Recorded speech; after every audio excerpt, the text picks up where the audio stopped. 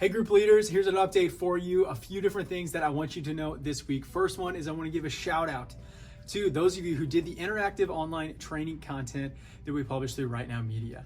And that was going on making a great group atmosphere. And so shout out to Jacqueline, Nate, Katie, Francesca, and Peggy for doing the work there. And I trust that God is going to do a mighty work there.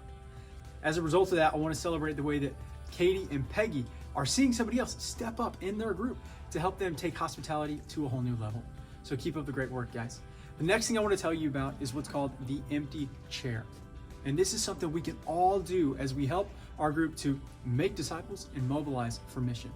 We're going to invite everybody to grab a Post-it note to write 3 names on there, people who are far from God, and helping us to live out 2 of the things all of our groups are trying to do every session.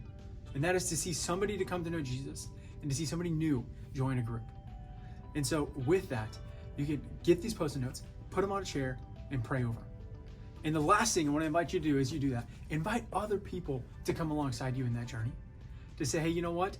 I'm going to have a hard time reaching out to everybody in our group to make sure how they're doing and to come alongside them and to love them through that process. So pull somebody else up with you to say, hey, you know what?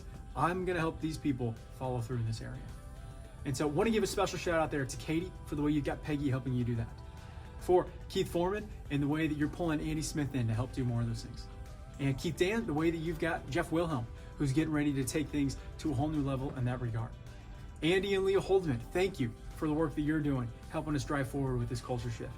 And then the Breedens and the Bakers as our assistant leaders coming alongside to do that. Guys, this matters, and we are helping everybody take a next step. And as a whole, Encounter Church is becoming more healthy as we live on mission because of the work that you are doing.